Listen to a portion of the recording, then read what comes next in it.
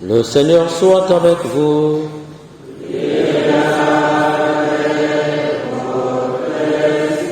Bonne nouvelle de Jésus-Christ selon Saint Luc.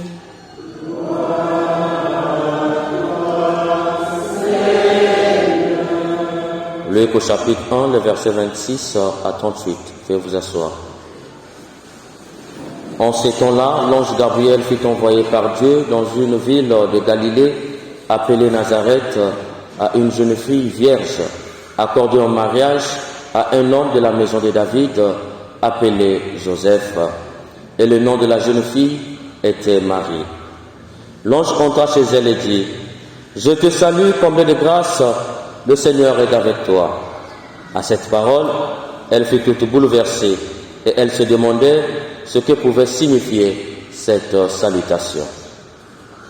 L'ange lui dit alors: Sois sans crainte, Marie, car tu as trouvé grâce auprès de Dieu.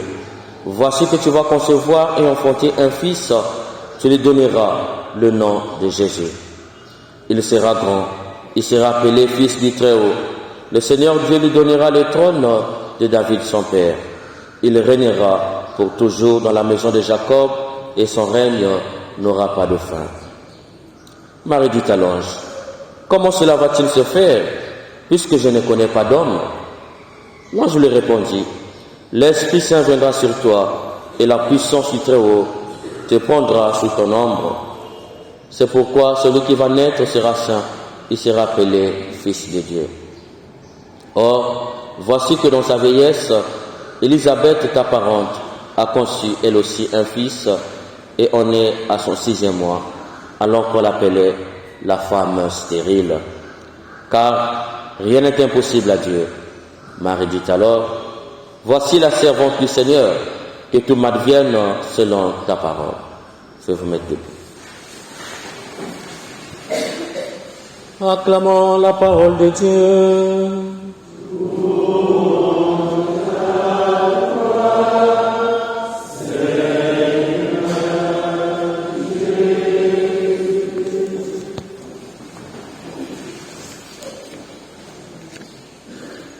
Nous célébrons Notre-Dame du Rosaire.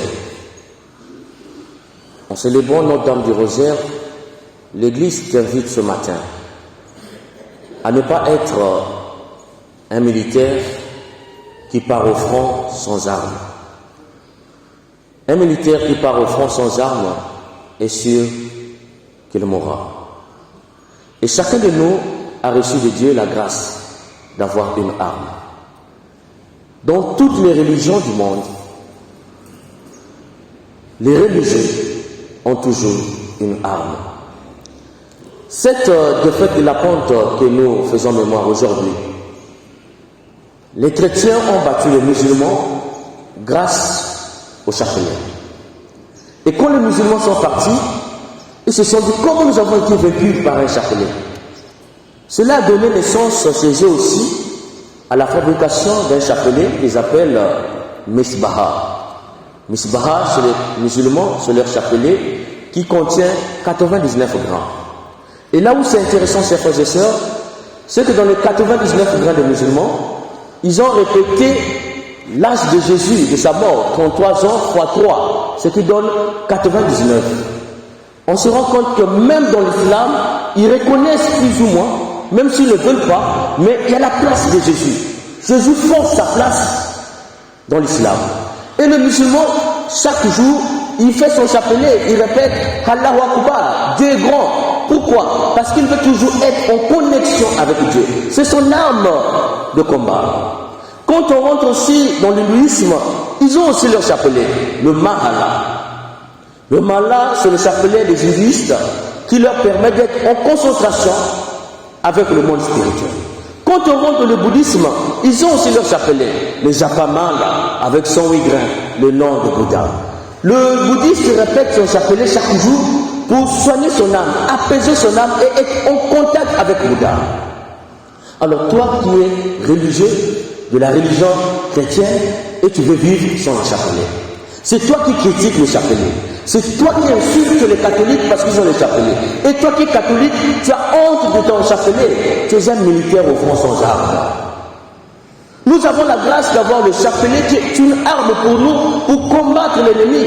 Et dans le chapelet, nous avons 150 grains qui représentent les 150 psaumes. Pour nous dire quoi? Pour nous dire que le chrétien prie par l'intercession de la Vierge Marie. Et dans l'ancienne alliance, on se rend compte qu'il y avait la place de l'intercession. Moïse, Abraham, ils ont été des intercesseurs. Et de la nouvelle alliance, qui est plus proche de Jésus? C'est sa mère. Nous avons écouté dans l'évangile, il y a quelque chose qui est très essentiel. L'ange a dit à la Vierge, l'Esprit de Dieu te couvrira de son ombre. Couvrir de son ombre, dans le judaïsme, ça veut dire quoi? Celui qui épouse une femme, il met le voile sur cette femme. Dès lors que tu mets le voile sur cette femme, tu dois l'épouser.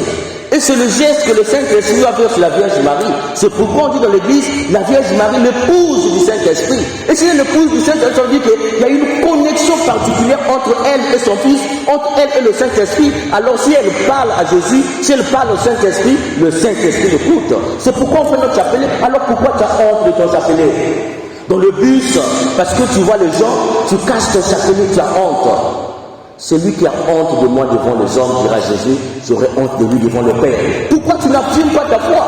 On se rend compte que la vie chrétienne, c'est la vie de foi. C'est ça qui fait de nous des chrétiens. Nous devons être convaincus de notre foi. Mais si tu es convaincu de ton chapelet, pourquoi tu le caches dans ta poche? Un militaire qui part au front, qui a peur de son arme. Tous ceux qui ont pris le chapelet comme arme, ils ont toujours vaincu. Comme cet homme à qui on voulait tuer et on l'a jeté. On le jetait, on lui dit, tu as eu la chance parce qu'à ton cou, il y avait un serpent. Quand il regarde son cou, c'était le chapelet. Pour tes ennemis, c'est une arme. Pour tes ennemis, c'est un serpent. Et tous ceux qui critiquent le chapelet, tous ceux qui brûlent le chapelet, c'est parce qu'ils connaissent la puissance. Au fond, considérés comme des damnés, comme les amis de Satan.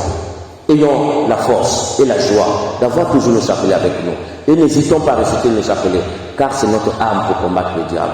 Comme on chante Maria,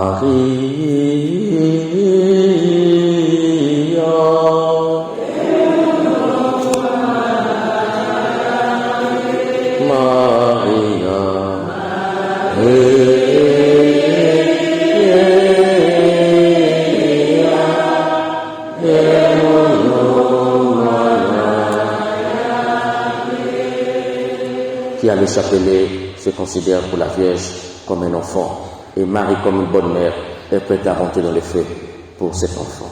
Amen.